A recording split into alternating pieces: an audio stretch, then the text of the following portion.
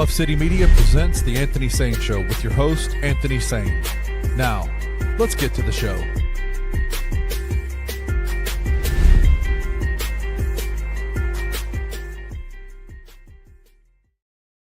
What's going on, everybody? Welcome to the Anthony Sain Show. This is, of course, your host, Anthony Sain, here with my guy, man. Kenny Stubblefield is in the building. Kenny, what's up, my boy? My boy, you good? Man, I'm getting a little emotional, man. Why are you emotional? Joints, man. It's the last one of these joints, man. We started this thing a couple years ago, bro. We were doing once a week. Some things came up. Yep. You told me to.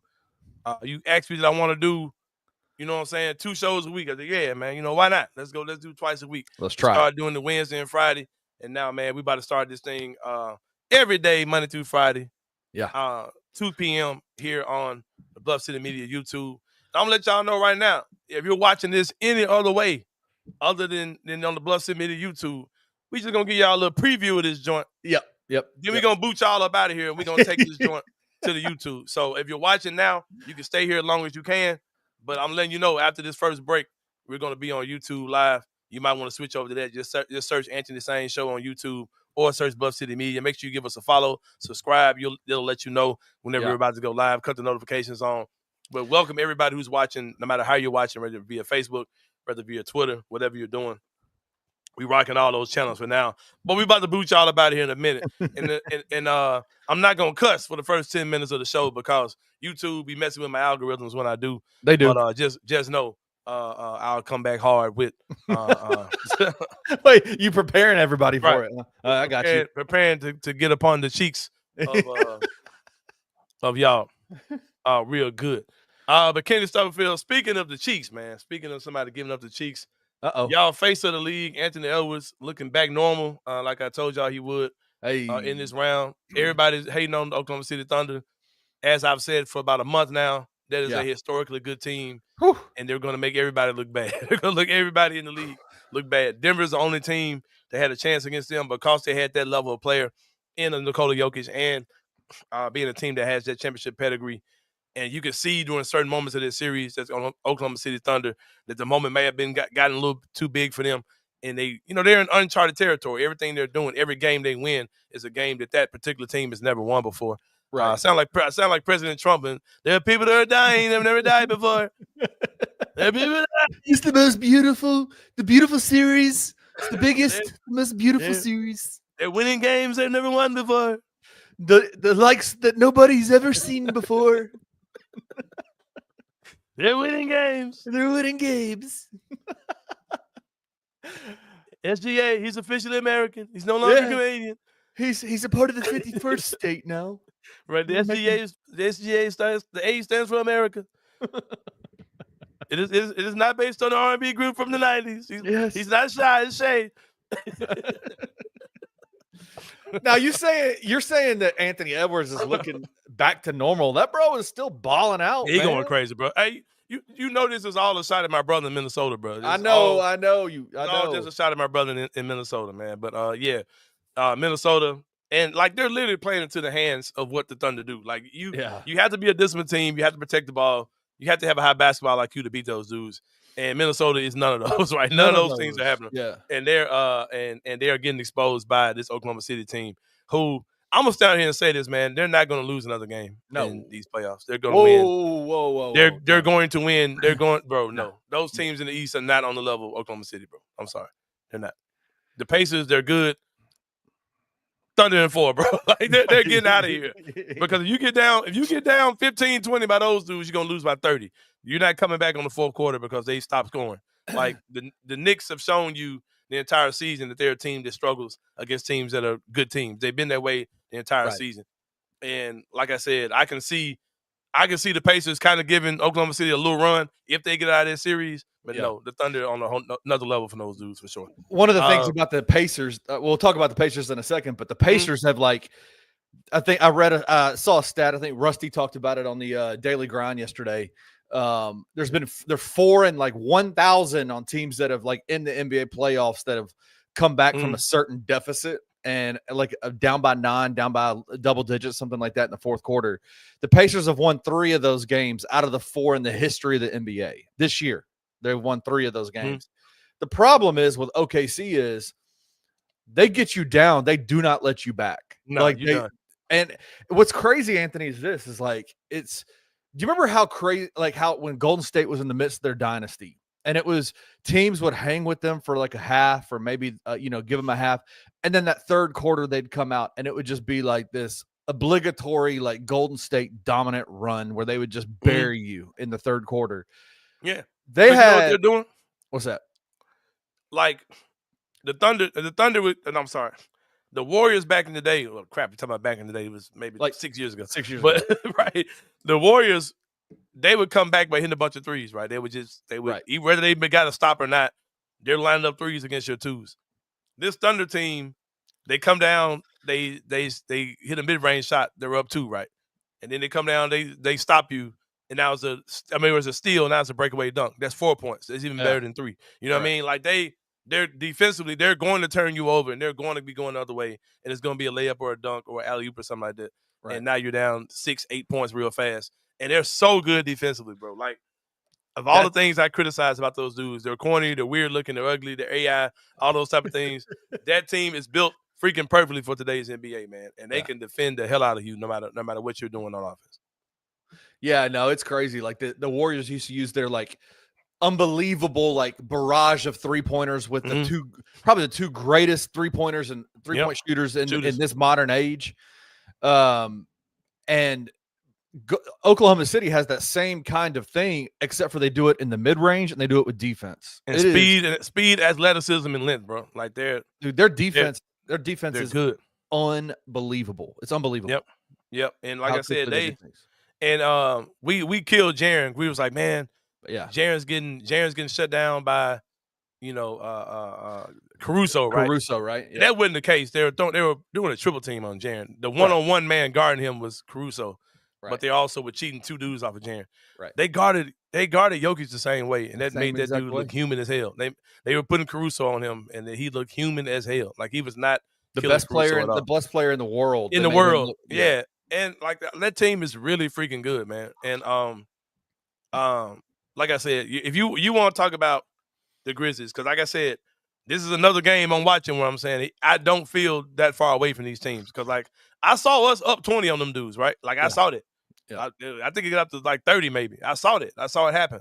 And then John Morant gets hurt, and then that knocked the air out of everything. But I saw us have that team down. I saw us play them well without Ja at all, and without Jalen Wells, right? And without Brandon Clark. Like I saw us play them well in Game 4 as well. I don't think we're anywhere near them. But these other teams in the West, I don't think that we're far away from them at all. So that gives me optimism, because on the assumption that the Grizzlies, do some things that they need to do. And as far as that goes with the Grizzlies, I think this year we need one starter. There's going to be a guy that wasn't on the team last year, and I think we need one guy on the bench. And I'll discuss how those things can happen. But yes, hold on to the conversation. We're talking. Yeah, Edward said the second spot in the West is wide open. Right? It's wide open. Right. Houston was the second team in the West. They look like kids against Golden State, bro. Look like they flat out wasn't ready. And that Golden State team ain't good. You know what I mean? Like, the Lakers got all this hype, going into the playoffs, right? About, LeBron and Luka. They don't need a big. They got smacked by the Minnesota team. Smoked by that Minnesota team. And Minnesota couldn't do nothing with Golden State without Steph Curry. They literally had to battle to pull those games out against Golden State without. Like, I don't think the West is really that good. And I think that the Grizzlies just have to just make moves to kind of stop the bleeding in some areas on that team. But I don't think it's going to take a lot to separate us to close the gap between us and some of these other teams. Shout out to SGA winning MVP. Anybody talking about he doesn't deserve it is crazy. Crazy. And any comp that you put for these boys, and that's what kills me. You said this on Twitter yesterday, and you got some major pushback on this. I guess I didn't see all that, because I guess I put my phone down or something, because I like what. So what are the comps you're talking about? If somebody wants to say that dude is a modern day Kobe Bryant, I'm not arguing with them. I'm not arguing. What are you saying it's not? Yeah. Because guess what? Like Kobe Bryant, guess what about Kobe Bryant? He was a foul merchant too, bro. His free throw attempts almost mimicked SGA's. And it wasn't because he was going to the line trying to dunk on people. Like, he was baiting people. A lot of these NBA rules that we have now, Kobe Bryant started this shit, bro. Like, he was the one that was doing a lot of these things that people call these foul merchant moves. That was all part of Kobe's bag. Yeah. He kills in the mid range. He gets to the free throw line. He's a 6'5", 6'6" athletic guard that can score anywhere on the court. Anywhere. He can kill you in ISO. His game is very much a Kobe Bryant type game. If I can look at Kobe and say, hey, I see Michael Jordan in that dude, I can look at SGA and say I see Kobe in him. The guy is led the league in scoring like 30-something points a game. Right. He's a beast, bro. Like I don't understand why people turn their nose up at some of the comps these guys get. If you want to look at Anthony Edwards and say, damn, that dude looks like Michael Jordan, I'll even one up it and say, yeah, he looks like Michael Jordan, except he can hit threes. And he's hitting them at 23 years old. He wouldn't hit them at 30. You know what I mean? So I hate when people act like these guys' games can't be compared to. Like, these guys are really, really, really good basketball players. Yeah. And I think it's just so many nonsense narratives. It's like it's like we're doing everything we can to protect our memories. Like, if I say this guy is good also, it's almost like you are erasing your childhood. You're like downgrading. You're dowgrading your childhood and what you saw. Yeah, but keep in mind, you watch these guys as a kid. You know what I mean? Like 100%. So you like your viewpoint of them is based on a child's brain, for the most part. Yeah. And like I said, to act like these guys aren't close to those guys, and people are saying like, if SGA wins a championship, is he the best Thunder player ever? Yes, he is. Like, he is, bro. Like, what are you talking about? Like, he is. Like, how can you downgrade what he's doing? And he's league MVP, scoring 30-something points a game, best player on a team that won 68 games in the regular season, and they're about to cakewalk to a championship. Like, you have to give him props for that. Like, we just say too many silly narratives out there, bro. I have a question for you. We talk about SGA a lot. Obviously, he won the MVP. Shout out to him. I think you couldn't, if you chose Jokic, if you chose SGA, you couldn't go wrong, right? But SGA is the best player on the best team in the league. That's kind of the way typically these MVP conversations have gone. Right. How soon, like, can we start talking about the Robin of this team and Jalen Williams? Like, and where he stands in terms of the other Robins, the number 2 guys on teams like that are as dominant. Like, how good is Jalen Williams, man? He's so good, man. But he's like, he's not really great at anything, but he's really good at a lot of stuff. And I think because of that, people kind of downgrade him. Plus, he looks like CJ Hurt. So I think that's against him. The problem is, shout out CJ. I guarantee you, CJ just took his shirt off when he heard that. I guarantee that. But my question, like, I was talking to some people about this the other day. Oklahoma City has the most bad body team in the entire NBA. Just weird looking dudes. Yeah. But they all AI, bro. They look like cheap AI. Like, you got a cheap AI app and said, make an awesome, diverse basketball team, and them mugs came out because Chet Holmgren might be the ugliest dude in the history of the NBA. When I say, I'm not just talking about his face. No. His frame, his hair. He's just ugly. He's just an ugly dude, bro. Yeah. He can hoop, though. Oh, he hooping. Like, that team, God damn, I hate them dudes. You are a goofball if you try to downplay what those dudes are doing, because they are cold as hell, bro. They are freaking cold. Like, they cold as hell. That team is really good, bro. And whatever team you're talking about, they will bust them dudes up, man. Like, they are incredibly good. For the love of God, Kenny, I just hope that the NBA, I hope that the rules we have now break that team up, because that's the only thing that's going to break those dudes up, because they ain't paying nobody. SGA is about to get paid, but Jalen's a couple years away from getting paid. Chet's a couple years of getting paid. And there are other just role player type dudes got to get paid too. All those dudes are on baby deals, and they got to get paid. I hope that's the only thing that breaks their team up. But unfortunately, they got a million first-round picks. So you know they're good. They're set. Right. They're good. Best franchise players, at least a discussion for SGA. KD put up too many phenomenal years to be dismissed. Right. But he didn't win if he wins a championship. To act like it's not a discussion, bro. To act like it's not a discussion is nuts. Like, if he wins a championship for OKC, is it fair to then go SGA is the best player in Oklahoma City Thunder organization history? Man, he up there. I'm not going to say he is, but he up there. Like, it ain't no crazy conversation. I'll listen to you if you got a point. If you got an argument to say he's the best Thunder player ever, it's definitely a conversation. But it's just like with the Grizzlies, man. I remember Ja's rookie year. People with a brain like myself came out and said things like, Ja Morant is the best player in Grizzlies history. And people, oh no, he gotta do this. He's got. Okay, when you done preseason game 1, I saw that dude play. Okay, yeah, it's the best dude we've ever had. Like, and it was obvious, bro. And you know what I mean? And like I say all the time, we're about to go to break. You're getting 15 minutes. That's all y'all getting if you ain't watching on YouTube. But I remember there was this all-star guard for the Chicago Bulls, right? Right. Who? Reggie Theus is his name. Oh. Reggie Theus. And rookie year, Michael Jordan came in. He looked phenomenal. There Right. probably was some goofball in Chicago and said, I don't know about that Jordan kid. He's good, but he ain't no Reggie Theus. Those conversations probably were real at the time too.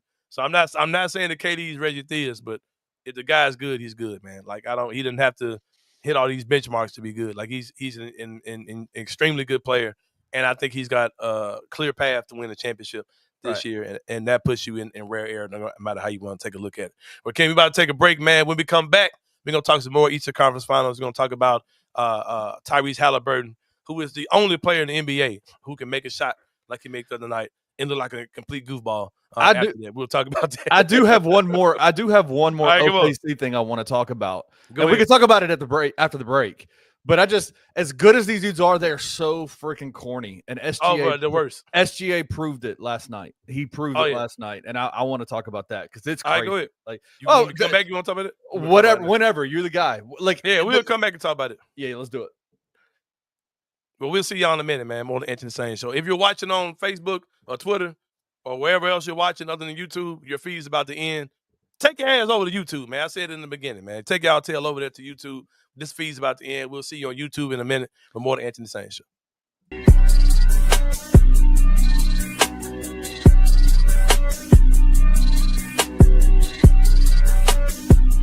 But it's pretty obvious that the Boston Celtics are going to be pivoting and changing some of their personnel. Jaylen Brown is a guy that has been kind of polarizing, right? He's got a Finals MVP, an NBA championship. He can score at a high level. He's a better than average defender, but he gets he gets a ton of hate from NBA fans across the league.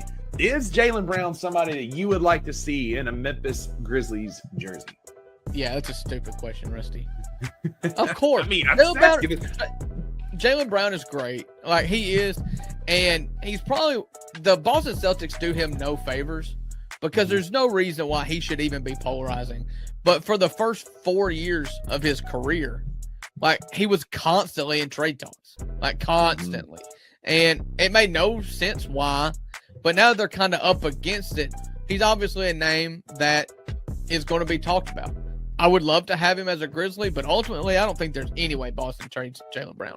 Tune in to the $2 Sports Show with Rusty Witten and Drew Gann every Tuesday and Thursday live at 12 p.m. on the Bluff City Media YouTube channel. The Grizzlies have to do something, like something's gotta happen. Jaren was really great with his deal last time. He took a team-friendly deal that decreased in value with each year, which is awesome. I just don't know what to expect as we look towards this next deal, this extension. It's tough to predict what he's going to be making this payday. I really don't know. Back in February, it felt like a bygone conclusion that he was going to get the Supermax $345 million contract, and the Grizzlies needed that because next summer he's an unrestricted free agent. So there's going to be a lot of upheaval and turmoil or whatever to get there. Could we wait to next summer and he get an all-NBA team or a defensive player of the year next year? Absolutely. That can happen. And then he could get that Supermax again. I just don't know that either side is going to be willing to risk that heading into free agency, especially not the Memphis Grizzlies when you have somebody like Jaren who, outside of Grizzlies fans, which this is wild, is looked upon as one of the better players, young players in the NBA, great two-way player. Somebody's going to pay that dude. Tune in to The Daily Grind with your host, Lute Hatmaker, every Monday through Friday at 7:30 a.m. live on the Bluff City Media YouTube channel.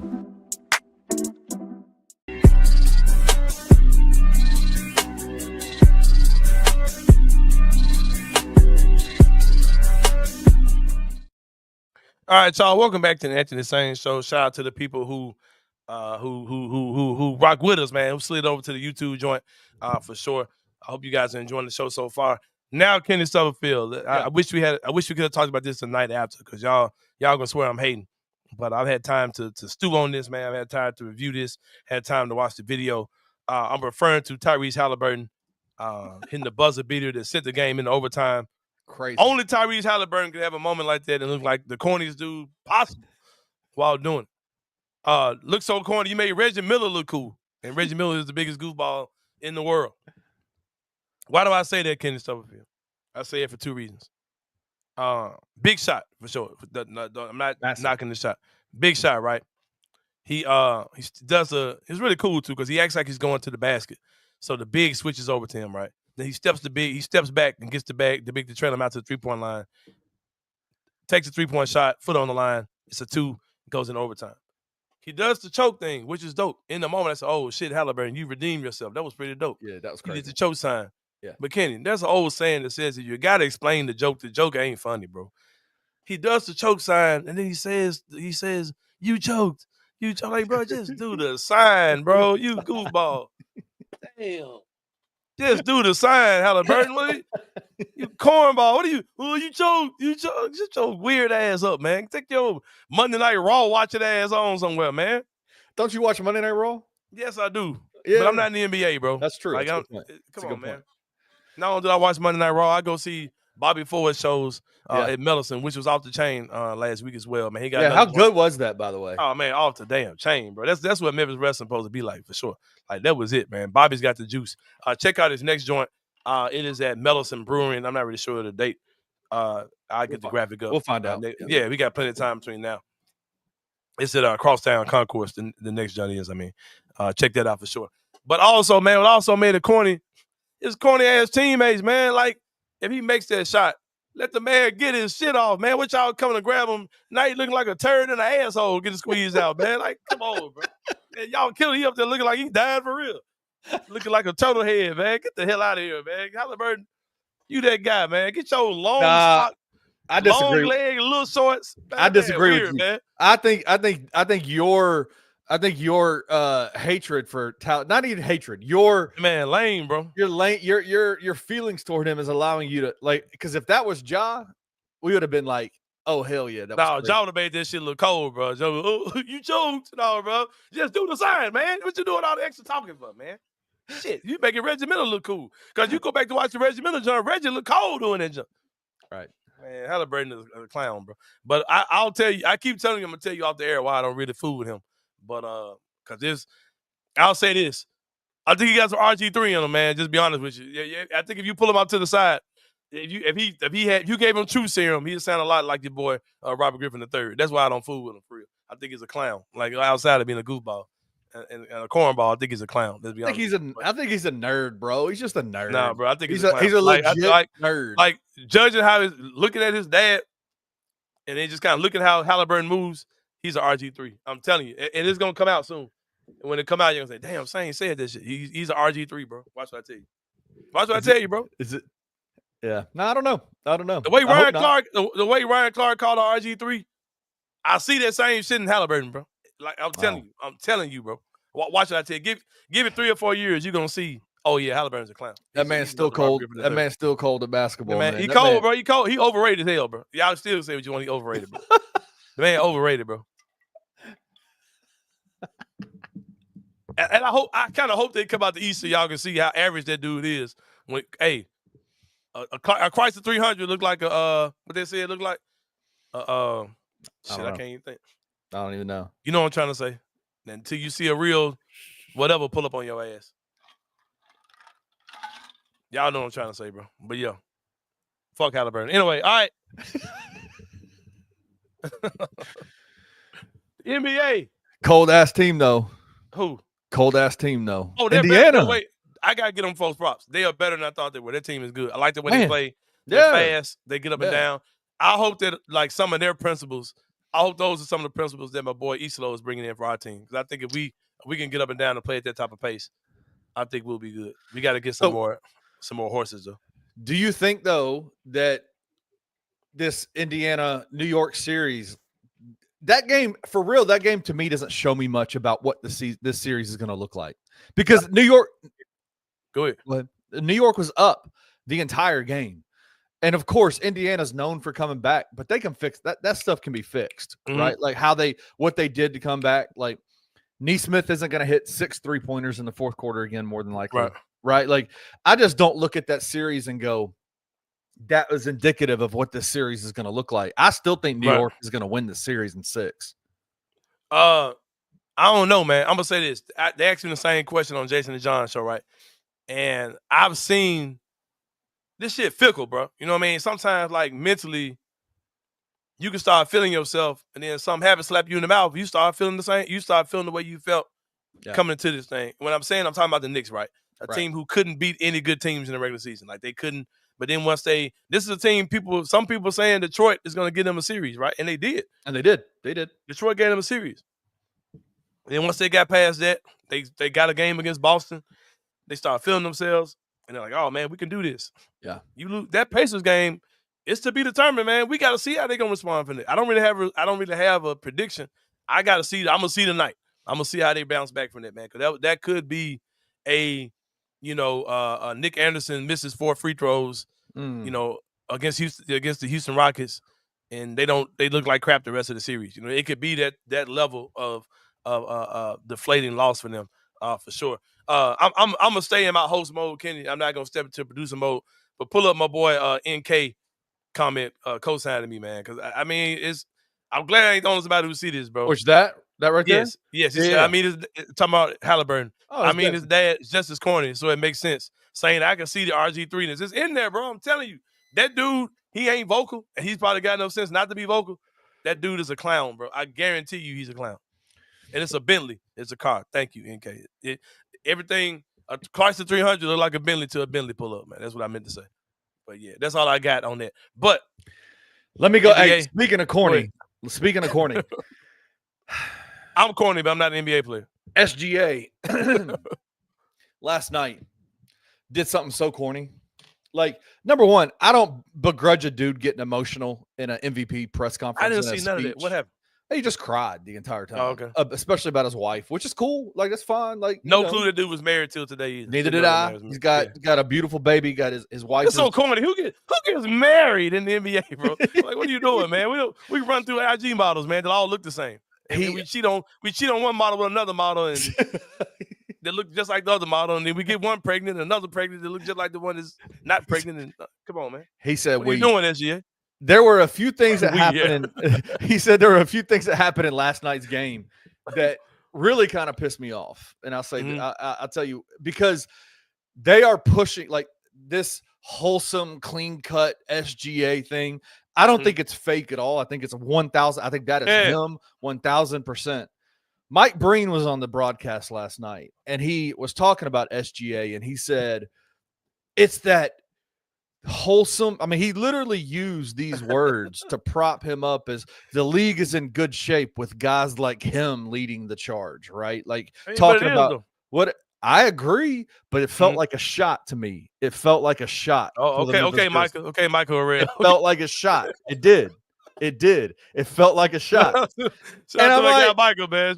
I know. I kind of ashamed. I'm even admitting that I was like, wait a second, Mike Breen. Like, it felt like NBA talking points to me. Like, hey, Adam Silver's in the background going, hey, Mike Breen, why don't you say something about SGA being wholesome and how just great, how the NBA is in great shape because of guys like SGA. Talk about how he's got one baby mama, just one. Just make one. Sure he just got one baby mama.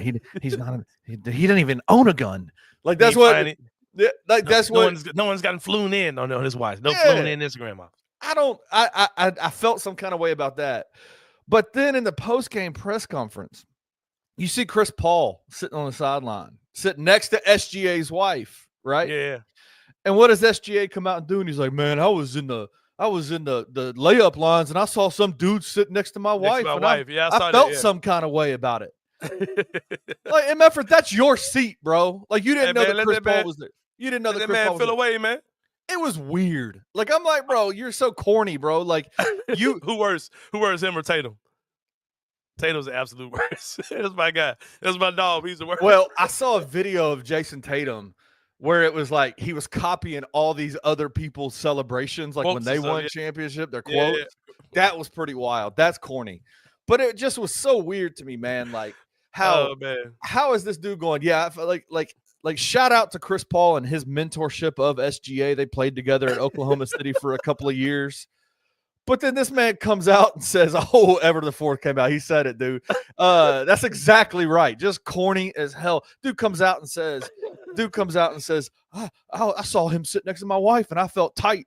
I got tight about it. Like he's going to square up. Oh, and then I realized it was Chris Paul. You corny ass. You didn't know that Chris Paul was going to be there. You weirdo. I had this conversation with Chris Ingram, right, host of the No Bluffing podcast. You can catch Monday. Just be available. Just be available. You can catch the No Bluffing podcast. And we were saying, man, like we call these dudes corny, but like there are more dudes like SGA. Yes. Yes. Jalen Brunson's kind of a cornball too.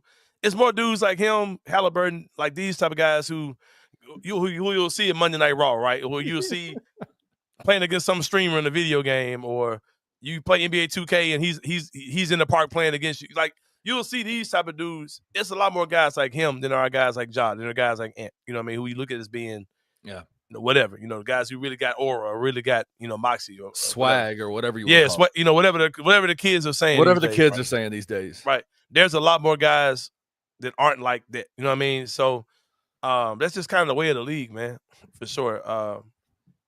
This dude about to get me started. I wish Kendrick Lamar really was who y'all think he is, bro. I'm gonna leave that alone, man, because I really hope one day y'all will see that Kendrick Lamar is. If you want to list cosplaying rappers, he's on that list, man. Like y'all really be acting like Kendrick is like the voice of the culture. He's a lot more like Drake than y'all to give him credit for. But that's a whole nother discussion. But can I talk about Jaren Jackson Jr. and get off these weird dudes who are dominating the NBA conference finals? Y'all really about to get me started with this Kendrick stuff too, man. Because I try to stay out of them conversations. Like Kendrick Lamar is, oh my God, let me and I'm a Kendrick fan. I enjoy Kendrick's music. His last album was ass. Y'all loved it, but his ass. But Jaren Jackson Jr. was named to the NBA. You cannot say that Kendrick album was ass and then say that the Drake Party Next Door album was good. Bro, are you crazy? You're crazy. If girls don't like you, you probably hate this Drake album. But being that women like me and I have a beautiful girlfriend, like the Drake album was great. Like let me say this. As a Kendrick fan, this last Kendrick album did not sound like Kendrick Lamar music. It sounds like he's like, bro, you're not what's his name? Puffy was screwing his wife. You're not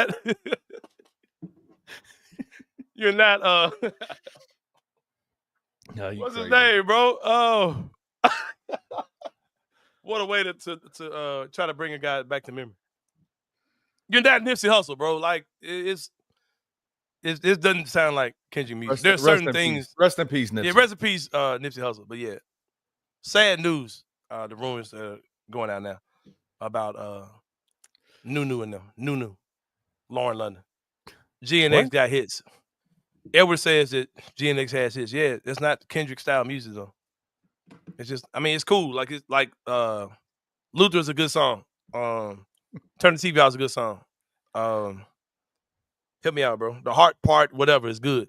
Euphoria, but it's just, yeah, it's like we talk about, Drake got caught up in the MC battle, and now King just boom bop bop boom bop. He's bullshit. Like, bro, what are you doing? Like, what are you doing, bro? Like, for real, what are you doing, bro? Sain be on Drake nuts a little bit, but Kendrick album was definitely some ass. Yeah, thank you, bro. And he's trying to be Drake, bro. Like all the stuff that he's like accused Drake of doing, he is doing those things, bro. Like, I mean, stop it. If you would have caught me a month ago, I really don't care at this point. But if you would have caught me a month ago, I could have had this discussion and could have bullet pointed the bullshit that Kendrick be on at this point. Because for one thing, he's like the people he's doing features with. Like Kendrick like did something with what's the kid, the weird kid who like beat up on his girl and stuff. Talking about, bro. I don't know. He's in jail right now. Playboy Cardi. Like, Playboy Cardi.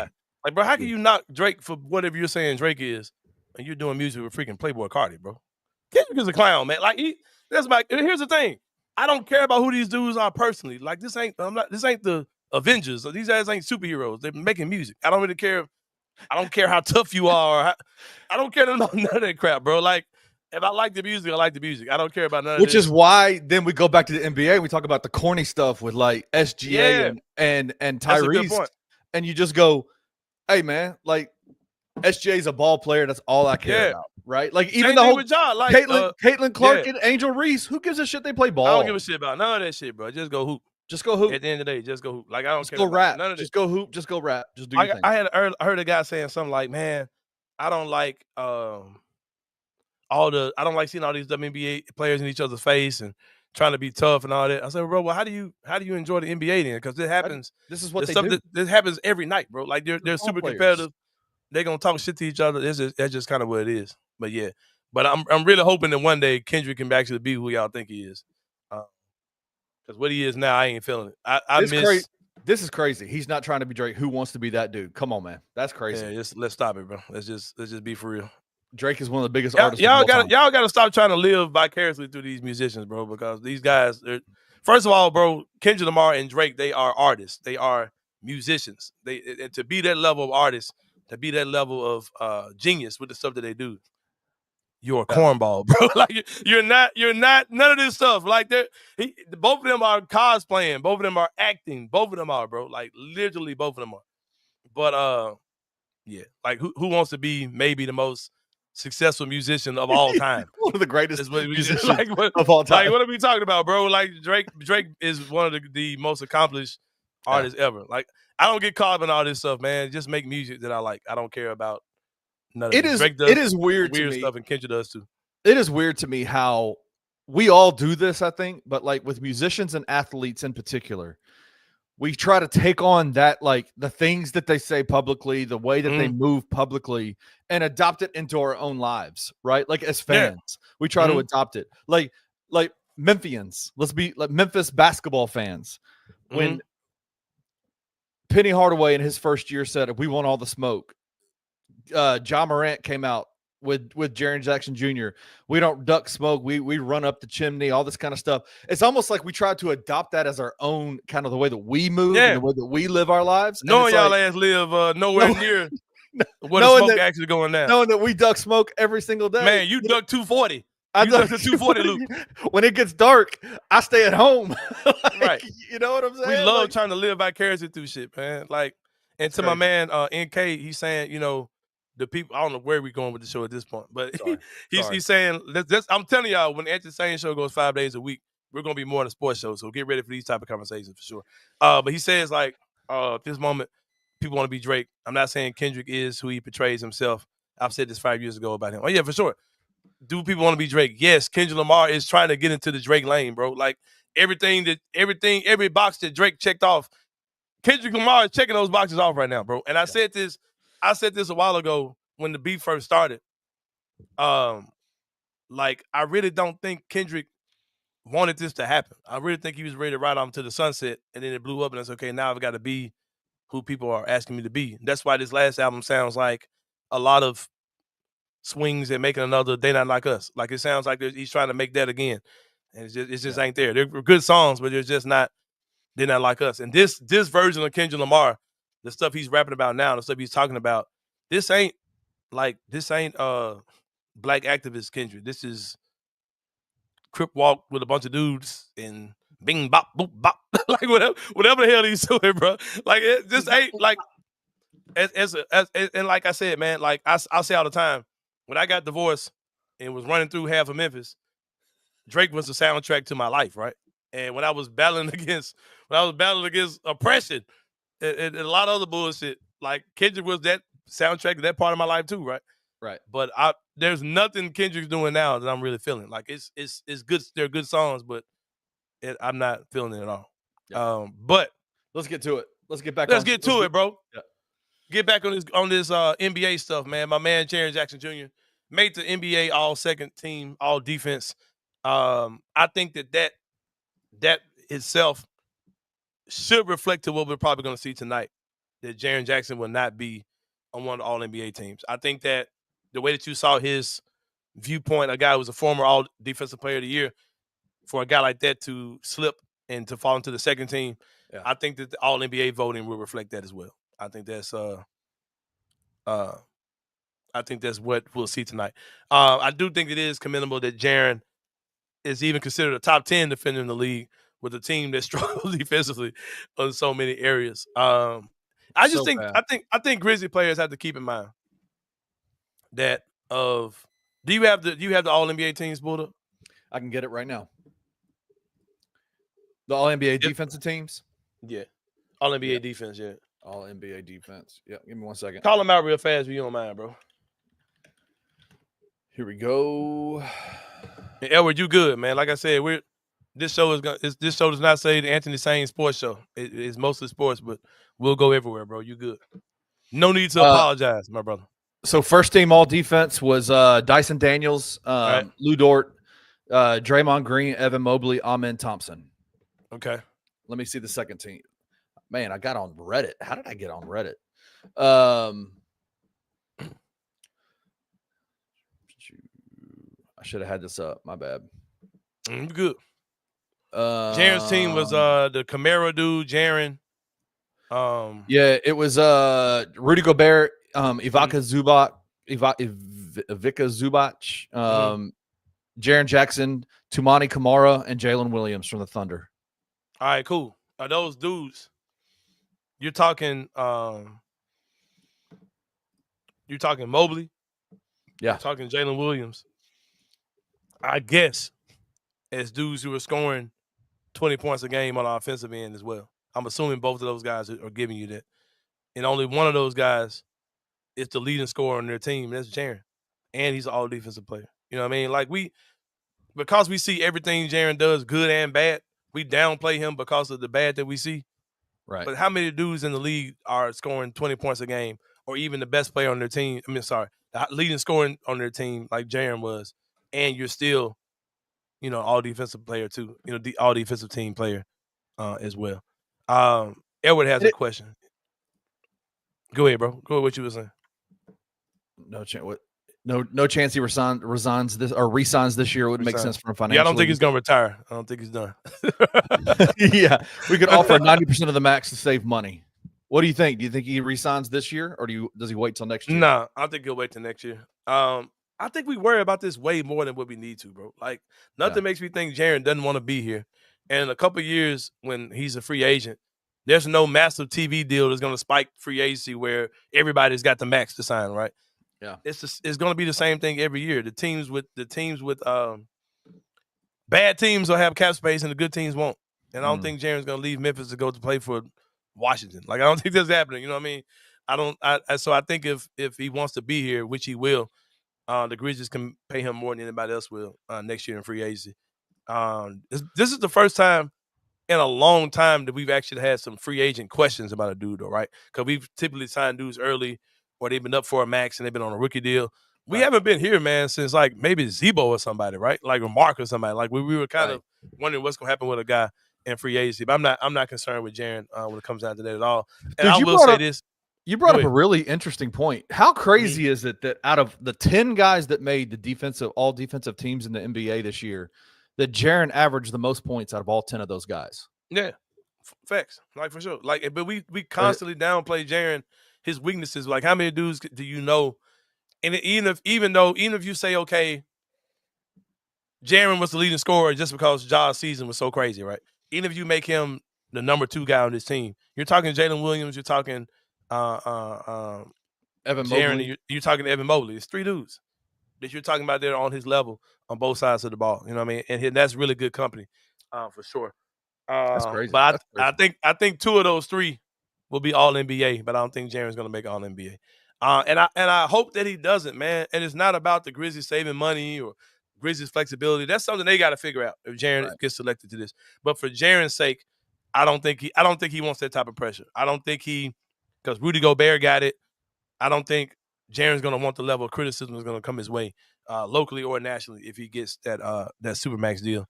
So I'm not going to say we can always offer him more money than anyone else. Is that true? Yeah, it is true. Yeah, that you can't.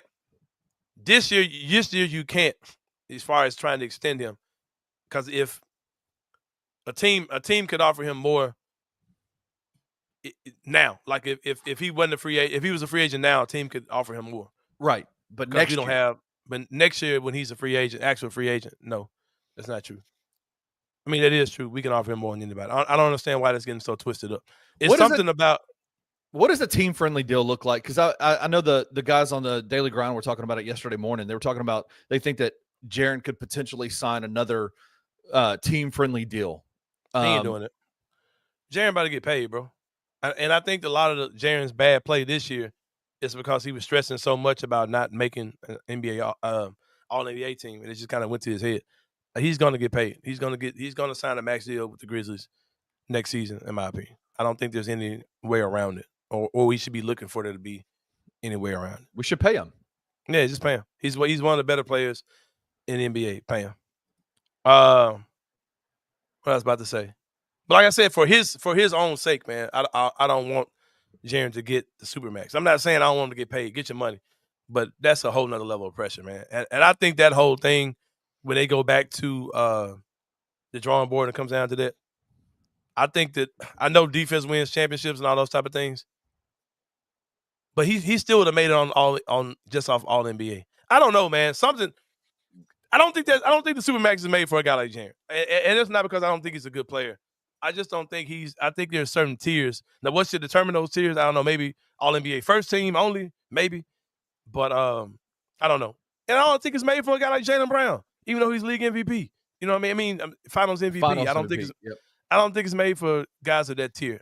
I think they need to change that because it's kind of crippling the league when these teams have to do those type of things with their contracts. Well, Kim, we're about to take a quick break, man. We'll come back. We're going to talk some Tiger basketball stuff, some quick NIL stuff as well, and we'll wrap this up with more of the Anthony Sain Show. See you guys in a minute.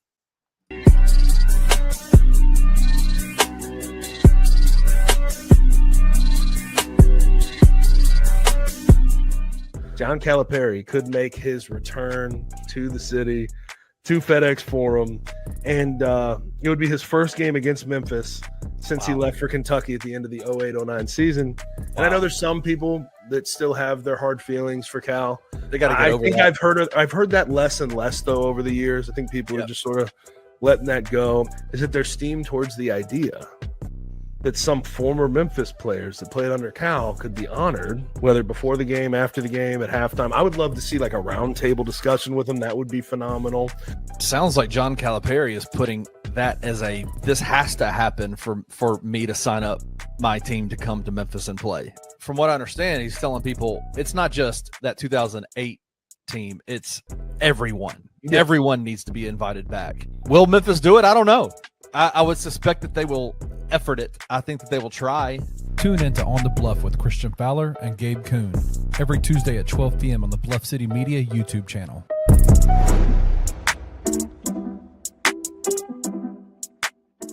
The Grizzlies have to do something, like something's gotta happen. Jaren was really great with his deal last time. He took a team-friendly deal that decreased in value with each year, which is awesome. I just don't know what to expect as we look towards this next deal, this extension. It's tough to predict what he's going to be making this payday. I really don't know. Back in February, it felt like a bygone conclusion that he was going to get the Supermax $345 million contract, and the Grizzlies needed that because next summer he's an unrestricted free agent. So there's going to be a lot of upheaval and turmoil or whatever to get there. Could we wait to next summer and he get an all-NBA team or a defensive player of the year next year? Absolutely. That can happen. And then he can get that Supermax again. I just don't know that either side is going to be willing to risk that heading into free agency, especially not the Memphis Grizzlies when you have somebody like Jaren who, outside of Grizzlies fans, which this is wild, is looked upon as one of the better players, young players in the NBA, great two-way player. Somebody's going to pay that dude. Tune into The Daily Grind with your host, Loot Hatmaker, every Monday through Friday at 7:30 a.m. live on the Bluff City Media YouTube channel.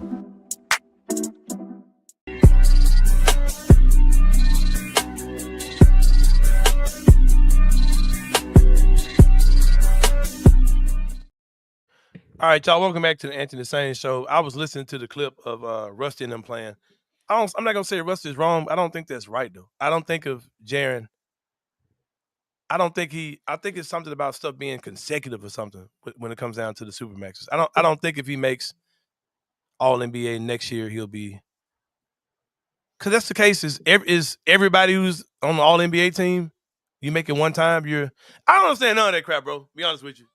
But I mean, I don't think he's wrong because that was the topic of conversation all year. And I think it's honestly one of the reasons why he came back so early from his ankle sprain, right? But I thought you had to have a combination in a 3-year run.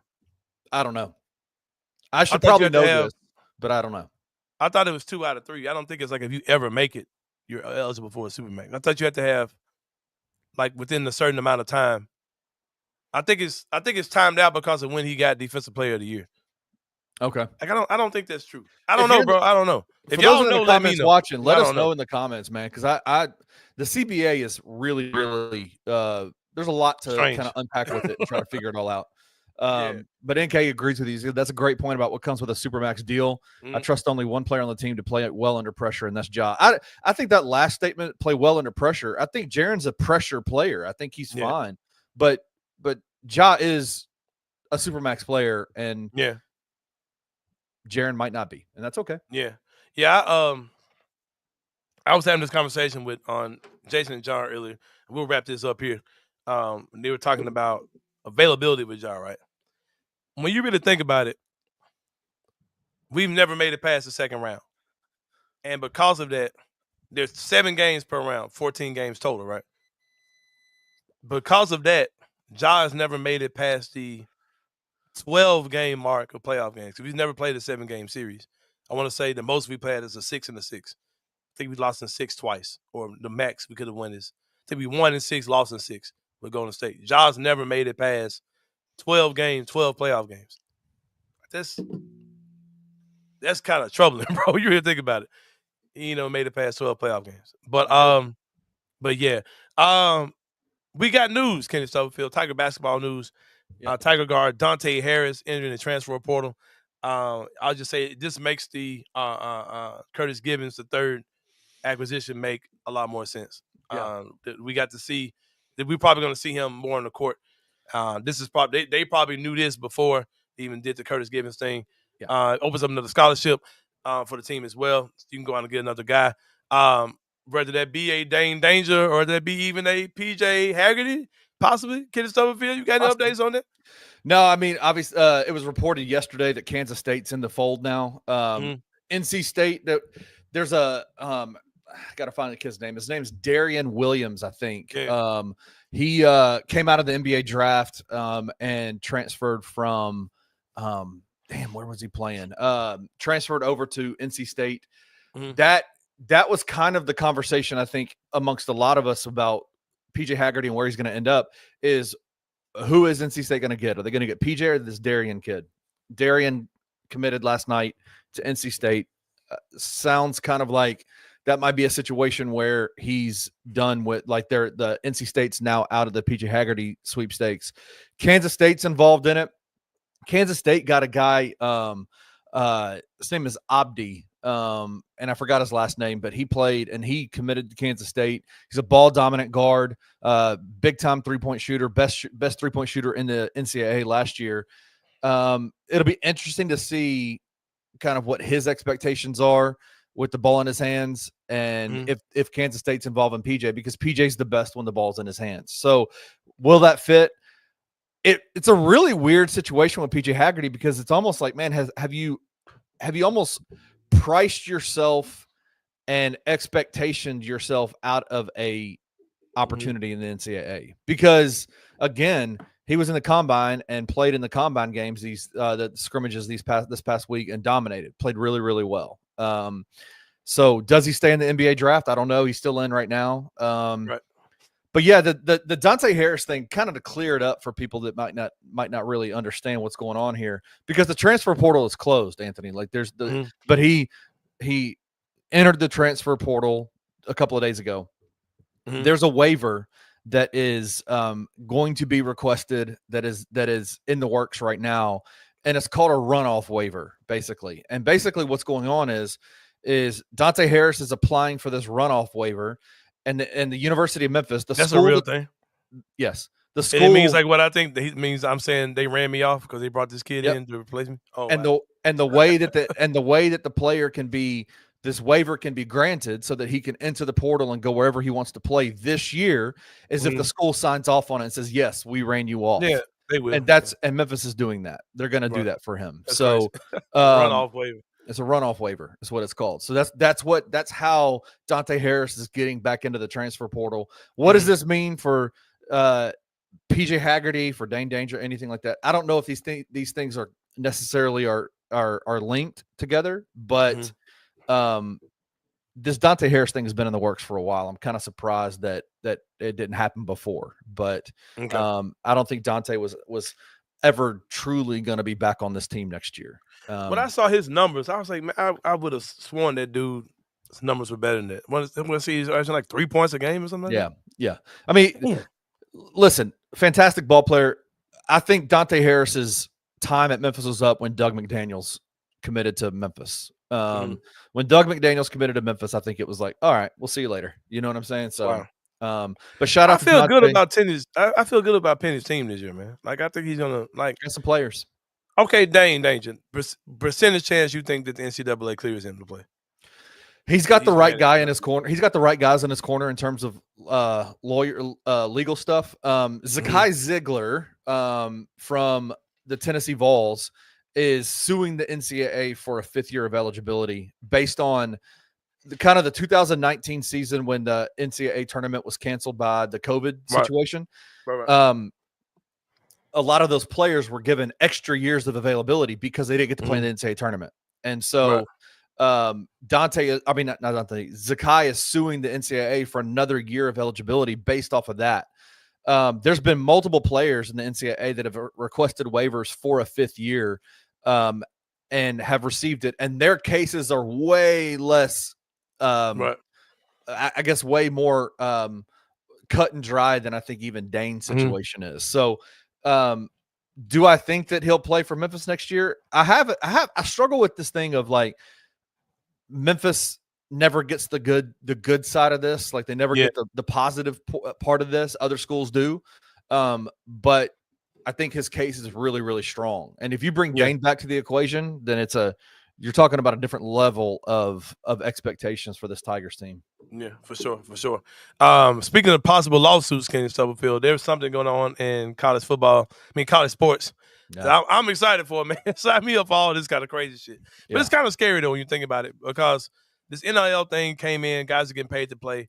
And I've had these conversations a ton of times. I was like, okay, bro, this isn't NIL. These guys they're not brand ambassadors or anything. They're just getting paid. You know what I mean? So why are we calling it NIL? Well, the NCAA is trying to combat those type of things by saying they're auditing every NIL case. And if the money doesn't make sense, they feel like it's too much for a player to be making. If it's, I heard Gary Parrish talking about this. He was like, these guys are making more in endorsement deals than John Morant would make in an endorsement deal with that same company, right? It's like they can't justify those type of things. So they're saying they're going to audit those type of things, and they're going to deem each NIL case by case and say, okay, that's a valid NIL deal. We accept that or we won't, right? Good luck. And then it says that the state of Tennessee is saying, whether you do that or not, we're still going to do it. And they're saying that schools have $20 million. Schools will have $20 million to spend on all their athletes at the school. I was like, that's not. First of all, it's not going to work. They're going to be crazy because some schools don't have the burden of having a football team, right? So they'll put everything into basketball, or all these weird things are going to happen. I don't think there's any way to fix this, and I think it's going to be lawsuits everywhere. It's going to get nasty, man. It's going to get nasty. But I will say, in a perfect world, if there is a $20 million rule where you can only pay guys $20 million amongst all your sports, I can see a school like Memphis being an advantage to that. Like I can see them possibly swinging things more towards basketball than they do football to get those type of advantages. This year, from what things I've heard, it's not that way. Like their football is kind of in the way of things they want to do. But hopefully in the future, if Penny can keep putting good teams together, he can sway the money to come back his way. Because my thing is, bro, I probably will sound like an idiot for saying this. I'm sure people will be mad at me for saying this, but I understand you need football to get into a good conference. But I would rather bet on something that could be even a better chance, and that's investing money into basketball and getting in a basketball-only conference that could be good, like a Big East or something like that. Yeah. And really doing your thing and just kind of letting football be what it is. That's how I am about the whole thing. But we got this shiny new stadium coming, so it might change, so who knows. Here's what I'll say about it. Like right now, football is, when you talk about football being what drives the financials towards it's football. To being involved in these bigger conferences, these Power Four conferences. The problem is that Memphis will never, on its own merit as a football program, be attractive to these Power Four schools because they're surrounded by SEC. They're surrounded by all these major teams that have, that are a part of these conferences. And that, the SEC definitely ain't letting us in, yeah. And so my whole thing about it is, I've heard Kelvin Sampson say this before. I've heard his pitch as a basketball coach at Houston was, listen, we're going to get into even when we were in the AAC, you can donate money to the football program, and that's great, but you're never going to win a national championship with a football in this football program in this conference that we're in, being the AAC. Now they're in the Big 12. Memphis is still in the AAC, but the basketball program has a shot every single year. If you invest the money, if you put the money behind it, the basketball program can win you national championships every single year. For sure. And I think that's what Penny is finding, is that, listen, to be the highest paid college in the AAC is great, but does that, when you get into the tournament, help you win against these A-10 programs, these Sun Belt conferences that are spending as much money as you are on rosters? Right. Does that help you? And I think the realization is that it doesn't. And that's Penny's next step, is to get further into the NCAA tournament. Tennessee, the state of Tennessee is such a cool. It's such an interesting place because it's Memphis's own former pouncer, Kevin Vaughn, is the state representative for this area. He's for real? Yeah, he used to be pouncer for Memphis back in the 80s maybe.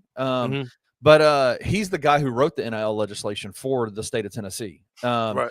And so they actually just announced last week some new legislation around NIL. And basically what they're saying is, the state of Tennessee, I saw a guy named Mitt Winter, I think he's a lawyer on X, who does a lot of the NIL stuff. He said basically Tennessee has become the most athlete friendly state in the entire United States of America in terms of NIL, because of how they're saying, because there's a lot of legislation. There's a lot of, the NCAA is trying to clamp down on some things. They're trying to do, make these different rules, audit certain things. They're trying to, there's a legal situation happening right now between the House, the United States House of Representatives versus the NCAA, where they're trying to come up with a settlement of how NIL and the transfer portal are going to move forward. And the state of Tennessee just put out legislation basically saying none of that matters. If you decide that you want to make this, in this settlement, if you decide that you want to make these rules, the only way that we'll abide by them is if the NCAA can prove that these rules that you're trying to make up aren't a part of a big monopoly deal, right? And the NCAA is one of the biggest monopolies in the world. And so the state of Tennessee is basically saying, come after us, bro. We'll sue you. We will come after you. If you try to change the rules of NIL based on what we've done in the state of Tennessee, we reserve the right to fight in court over these things. And the NCAA is on a 2-year losing streak on every single one of those lawsuits. Man, so it's crazy, bro. It's about to get super wild in a minute, man. I'm here for it, though. I'm here for it for sure. Yep. But Kenny, it's been a good one, man. This is our final bi-weekly show that we do here on the Anthony Sain Show. We are taking a break next week. I'm going out of town next week. I will not be here. We are coming back hard, though, June the 2nd, man. 2 p.m. Every day, Monday through Friday, is going down, man. The show, we've been practicing some things, trying to how we want to get the show to feel once we go Monday through Friday. I hope you guys are enjoying some of the changes we're making. It's going to be a great time, man. I'm excited about it, man. It's time to get to it, bro. I am stepping into this scared, but I'm stepping into it, Kenny. I had a conversation real fast with my guy, Doc Holliday. He was, giving me some props about stuff. I said, Doc, I'm scared, bro. Like, what the hell are you scared for? Doc's like, stop fucking around, bro. What are you talking about? What the hell are you scared for? Like, all right, Doc, you're right. I ain't scared no more. I ain't scared no more. Like, all I've been redeemed. Well, yeah, I don't like men's no more. I'm not scared no more. I can just hear it in this voice. The hell are you scared for? Yeah. You're right, Doc. I'm not afraid anymore at all. Hey, as Doc would say, man, when the Most High's on your side, bro, let's go. Hey, it is, bro. He is for sure, man. Shout out to that for sure. Y'all gonna get some more of this melanated magic coming June the 2nd at 2 p.m. Monday through Friday. It's going down. Kenny, hey, I couldn't think of a better guy I want to go on this journey with than my guy, Kenny Stubblefield. Let's get it. For Kenny Stubblefield, this is Anthony Sain. We'll see y'all June the 2nd, man, at 2 p.m. live. Anthony Sain Show. We'll see you then. Thank you for listening to the Anthony Sain Show. If you enjoyed this episode, leave a rating and a review wherever you download your podcasts. Also, like and subscribe to Bluff City Media's YouTube page. For comprehensive coverage of Memphis sports, head over to www.bluffcitymedia.co and find out how you can become an insider. We will see you back here next week.